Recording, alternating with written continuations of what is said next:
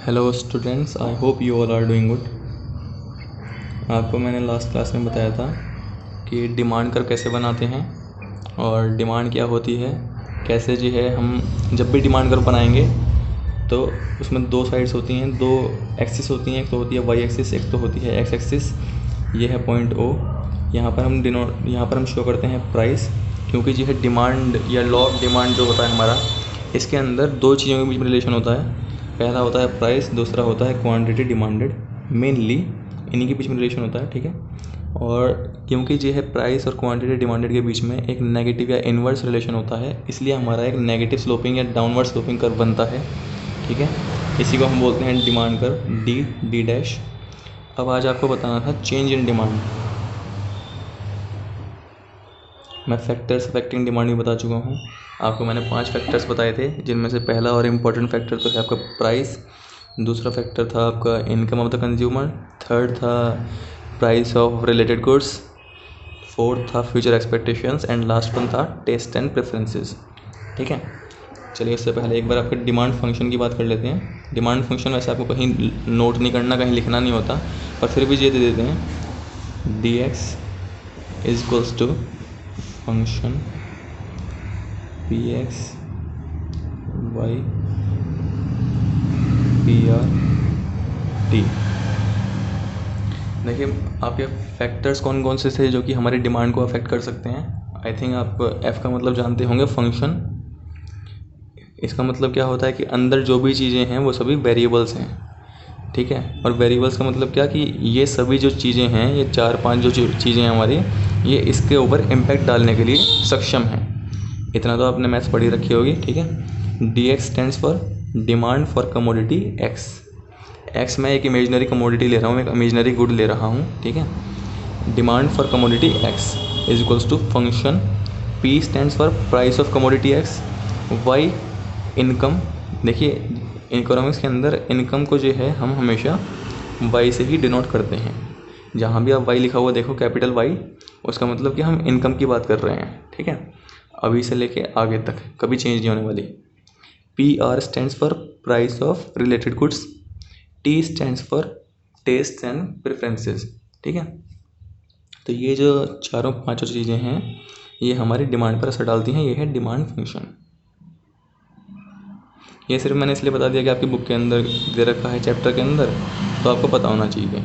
इसका वैसा रोल कोई नहीं है, हमें कोई न्यूमेरिकल नहीं करना इससे, ठीक है। न्यूमेरिकल्स आप करेंगे बाद में। सो हम बात कर रहे थे चेंज इन डिमांड। जिसने भी लास्ट टाइम क्लास अटेंड की थी उसको शायद पता हो कि डिमांड जो है 5 फैक्टर्स के ऊपर बेस्ड होती है। उन 5 फैक्टर्स में चेंज होने की वजह से डिमांड हमारी घट भी सकती है, कम भी हो सकती है और ज़्यादा भी हो सकती है, ठीक है। उसमें जो सबसे इम्पोर्टेंट और पहला फैक्टर था वो था प्राइस। दूसरे फैक्टर्स हमारे थे ये, ठीक है। अब देखिए, चेंज इन डिमांड जो है 2 तरह से होती है। एक तो होता है movements along a demand curve, और एक होता है शिफ्ट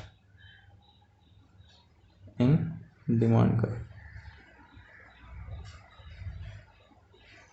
जो हमारा डिमांड कर्व है, या तो वो मूव करेगा या फिर वो शिफ्ट करके ऊपर या नीचे पहुंच जाएगा, ठीक है। मूवमेंट्स के भी 2 तरीके होते हैं। या तो मूवमेंट्स में ये हमारा होगा एक्सटेंशन या फिर होगा कंट्रैक्शन। शिफ्ट भी 2 तरह से होती है, या तो होगा इंक्रीज या फिर होगा डिक्रीज, ठीक है। तो आपके जो चेंज इन डिमांड के एक तरह से 4 पार्ट्स हो गए। पहले पार्ट में क्या है, पहले पार्ट में एक्सटेंशन ऑफ डिमांड होगा या फिर कंट्रैक्शन ऑफ डिमांड होगा। एक्सटेंशन मतलब होता है बढ़ना, कंट्रैक्शन मतलब होता है सिकुड़ना या घटना, ठीक है। शिफ्ट में भी 2 पार्ट हैं। इंक्रीज मतलब होता है बढ़ना, डिक्रीज मतलब होता है घटना।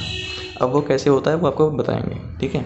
एक और चीज़ें बता दें, मूवमेंट्स जो होते हैं वो होते हैं सिर्फ प्राइस की वजह से, क्योंकि 5 फैक्टर्स हैं हमारे पास, जिसमें से मैंने बताया आपको कि एक सबसे इम्पॉर्टेंट फैक्टर जो है डिमांड को चेंज करने वाला वो है प्राइस ऑफ द कमोडिटी। तो मोमेंट्स होते हैं प्राइस की वजह से, और जो शिफ्ट होता है ये प्राइस को हम कांस्टेंट लेते हैं और बाकी सभी फैक्टर्स की वजह से, अदर फैक्टर्स की वजह से शिफ्ट होता है। ठीक है, अब इसको डिमांड कर्व के ज़रिए समझते हैं।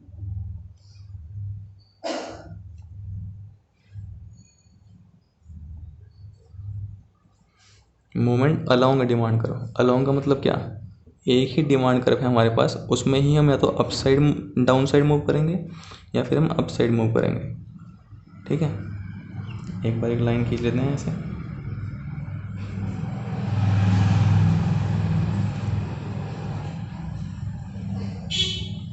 यहाँ पर हम शो कर रहे हैं क्वांटिटी, यहाँ पर है प्राइस,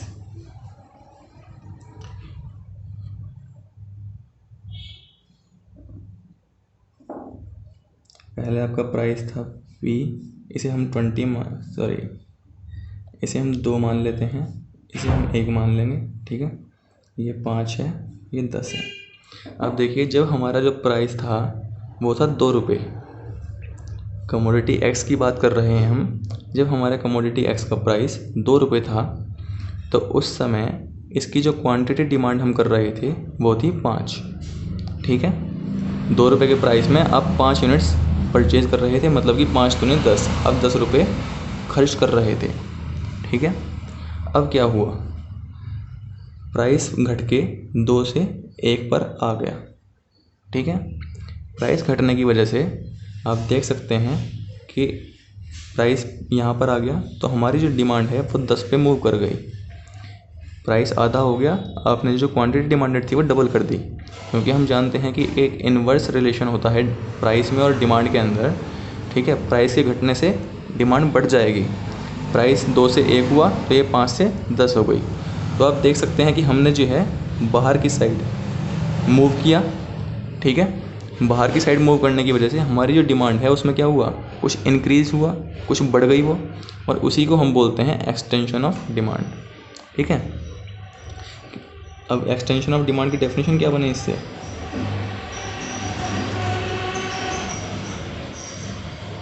इंक्रीजिंग या increment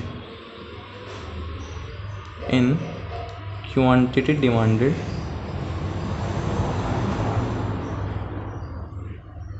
due to fall in price of the commodity is known as extension of demand. अब देखिए क्या हुआ, हमें जो है एक्सटेंशन मतलब है डिमांड का बढ़ना, किसकी वजह से, प्राइस के कम होने की वजह से। यही डेफिनेशन में लिखा हुआ है, increment in quantity demanded due to fall in price of the commodity is known as extension of demand. ठीक है, और जब भी आप कर्व से शो करें तो आपको जो है एक कर्व बनाना है, ये नीचे वाला एरो हटा देना, बस एक एरो इस तरह से दिखा देना होगा। ठीक है, इसका मतलब क्या है कि जब हम इस साइड को मूव करेंगे तो हमारी जो डिमांड है वो बढ़ जाएगी। और क्यों बढ़ेगी, क्योंकि हमारा प्राइस कम हो रहा होगा, प्राइस 2 से 1 हो गया तो इसलिए डिमांड जो है 5 से 10 पे मूव कर गई। सिंपल सी बात है, कोई कन्फ्यूज़न नहीं होना चाहिए। अगला है कंट्रैक्शन ऑफ डिमांड। अब जो है आप चलो साइड में एक और कर्व बना लेते हैं।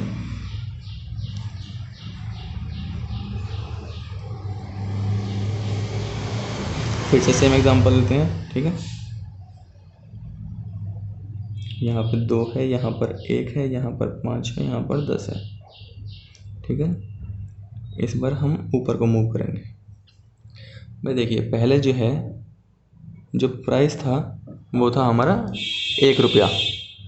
1 रुपये के प्राइस होने की वजह से हम कितने यूनिट्स परचेज कर रहे थे या कर पा रहे थे, हम ले रहे थे 10 यूनिट्स। ठीक है, अब हमारा प्राइस जो है इंक्रीज़ हो गया, 1 से बढ़ के 2 हो गया, तो उसकी वजह से हमारी जो डिमांड है वो सिकुड़ गई, कम हो गई, कंट्रैक्ट हो गई। ठीक है, कंट्रैक्शन हो गया उसके अंदर, वो कितनी हो गई, 10 से 5 हो गई, घट गई। यानी कि हम जो है कर्व के अंदर, एक ही कर्व के अंदर, हमने कोई नया कर्व ड्रॉ नहीं किया, हम इसी कर्व के अंदर ऊपर और नीचे मूव कर रहे हैं। जब भी हम नीचे की साइड मूव करेंगे तो होगा एक्सटेंशन, जब भी हम ऊपर की साइड को मूव करेंगे या एक्स पॉइंट ओ की तरफ मूव करेंगे तो क्या होगा, कंट्रैक्शन होगा डिमांड का। अब देख रहे हैं कि डिमांड पे हम जो है यहाँ से यहाँ पर चले गए, ज़ीरो की तरफ, पॉइंट ओ की तरफ। यहाँ पर क्या था, हम यहाँ से यहाँ पहुँच गए। सो कंट्रैक्शन की डेफिनेशन क्या बनेगी,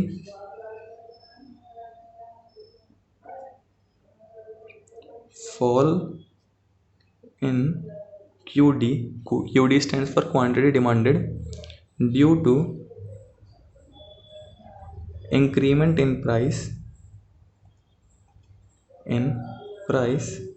is known as contraction of demand। ठीक है, प्राइस के घटने की वजह से अगर कुछ इंक्रीज हो रहा है डिमांड के अंदर, उसको हम बोलते हैं एक्सटेंशन ऑफ डिमांड।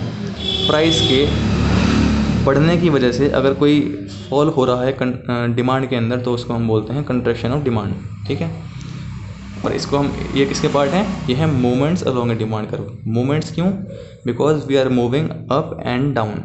ठीक है, या तो हम नीचे की साइड मूव कर रहे हैं या फिर हम ऊपर की साइड मूव कर रहे हैं, इसलिए हम इसे movements along a demand curve बोलते हैं। चेंज इन डिमांड का पहला पार्ट खत्म। दूसरा पार्ट आता है शिफ्ट इन डिमांड। अब देखिए, हो सकता है कि हमारे जो प्राइस हैं वो तो रहें कांस्टेंट,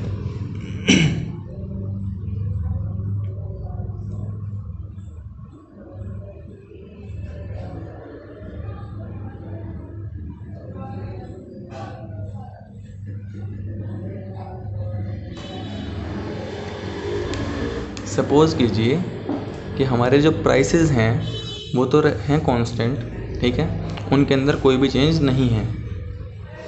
ये है P, ये है Q, प्राइस के अंदर कोई भी चेंज नहीं है, इसे हटा ही देते हैं। ठीक है, पर उसके बावजूद पहले जो है हम कितने यूनिट्स ले रहे थे, हम ले रहे थे 10 यूनिट्स, अब लेने लगे 15 यूनिट्स।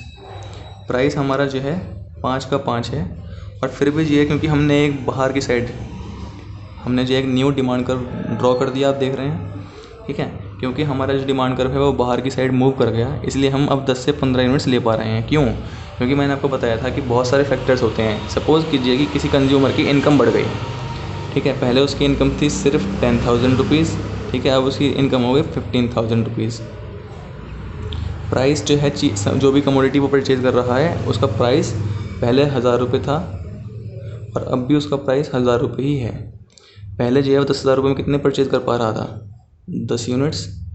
अब उसके पास 15,000 रुपये हैं, तो कितने परचेज़ कर पाएगा, 15 यूनिट्स। तो आप देख सकते हैं कि उसकी जो है प्राइस में कोई चेंज नहीं आया कमोडिटी की, पर उसके बावजूद क्योंकि उसकी इनकम बढ़ी है, इसलिए वो अब 10 से 15 यूनिट्स परचेज़ कर पा रहा है। उसकी जो डिमांड है वो इंक्रीज़ हो गई। तो जब भी जो है किसी और फैक्टर की वजह से डिमांड इंक्रीज़ होगी, तो हमें जो है एक बाहर डिमांड कर्व शो करना होगा। पहले एक डिमांड कर्व बनाया, उसके बाहर की साइड पैरेलल जो है हमें एक लाइन ड्रॉ करनी है, जो कि हमारा है न्यू डिमांड कर्व। ये तो है D, ये है D डैश D डैश। ठीक है, हमें एक पैरेलल लाइन ड्रॉ करनी है जिसको हम बोलते हैं न्यू डिमांड कर्व। ठीक है, और ये क्या शो कर रहा है हमें, डिमांड जो है इंक्रीज़ हो गई। डिमांड इंक्रीज़ कब होगी, जब हमारे प्राइस को छोड़कर बाकी किसी फैक्टर के अंदर चेंज होगा, तब होगी। ठीक है, इसी तरह से पहले अगर मान लीजिए हमारा डिमांड कर्व ये था और अब इस साइड एक न्यू डिमांड कर्व बनाना पड़े हमें, इसका मतलब क्या होगा कि प्राइस को छोड़कर बाकी सभी फैक्टर्स की वजह से, किसी भी फैक्टर की वजह से हो सकता है, या तो वो हो सकता है हमारी इनकम घट गई हो, या हो सकता है जो रिलेटेड गुड हमारा उसका प्राइस कम हो गया हो, या फिर हमें इसका टेस्ट पसंद नहीं आता। जो भी कमोडिटी हम ले रहे हैं अपने एग्जांपल में, हो सकता है कि पहले हमें इसका टेस्ट पसंद था पर अब हमें इसका टेस्ट पसंद नहीं आता, या हमें इससे कुछ बेटर मिल गया। ठीक है, और या फिर हो सकता है कि हम फ्यूचर में एक्सपेक्ट कर रहे हैं कि इसका जो प्राइस है वो कम हो जाएगा, इसलिए मैं इसकी डिमांड कम कर रहा हूँ। तो किसी भी फैक्टर की वजह से एक्सेप्ट प्राइस, अगर मैं जो है डिमांड को कम कर रहा हूँ तो उसको मैं बोलूँगा डिक्रीज़ इन डिमांड, और इसको हम बोलते हैं shift in demand curve. Shift क्यों, क्योंकि मेरा जो डिमांड कर्व पहले ये था, मैंने इसको ही उठा के यहाँ पर रख दिया, एक नया डिमांड कर्व बना दिया, इसलिए हम इसे शिफ्ट बोलते हैं। ठीक है, तो एक सिंपल सी बात ये समझ में आती है हमें, जब भी हम चेंज की बात करेंगे तो चेंजेस दो तरह से हो सकते हैं, या तो होंगे मोमेंट्स या फिर होंगे शिफ्ट। मोमेंट्स के अंदर हमारा जो डिमांड कर्व ऑलरेडी ड्रॉ किया है हमने, उसी के अंदर हम मूव कर रहे हैं, क्योंकि वर्ड यूज़ हुआ moments along a demand curve. मतलब एक, ठीक है, एक ही डिमांड कर्व के अंदर हम मूव कर रहे हैं, या तो हम डाउन साइड जा रहे हैं या फिर हम अप साइड जा रहे हैं। नीचे जाने का मतलब क्या है, कि हमारी डिमांड बढ़ रही है, किसकी वजह से बढ़ रही है, ड्यू टू प्राइस। ठीक है, अपसाइड जाने का मतलब क्या है कि हमारी डिमांड जो है घट रही है, कम हो रही है, due to increase in price. ठीक है, इसको हम क्या बोलते हैं, कंट्रैक्शन बोलते हैं। डिमांड के घटने को हम बोलते हैं कंट्रैक्शन, डिमांड के बढ़ने को हम बोलते हैं एक्सटेंशन, जब वो प्राइस की वजह से हो तब। ठीक है, वहीं अगर हम बात करते हैं शिफ्ट इन डिमांड की, तो या तो इंक्रीज़ होगा या डिक्रीज़ होगा, यानी डिमांड या तो बढ़ेगी या घटेगी। शिफ्ट के अंदर हमारा जो प्राइस है वो कांस्टेंट होता है, और बाकी जो फैक्टर्स हैं, जो बाकी के 4 फैक्टर्स हैं प्राइस से अलग, वो अपना रोल अदा करते हैं। और इसके अंदर हमारे पास जो कर्व पहले वाला था, या तो उससे एक ऊपर नया कर्व बनेगा या फिर उससे नीचे बनेगा। नीचे बनने का मतलब है कि डिक्रीज़ हो गया, ऊपर बनने का मतलब है इंक्रीज़ हो गया। ठीक है, आई होप आपको जो है चेंज इन डिमांड समझ में आ गया होगा।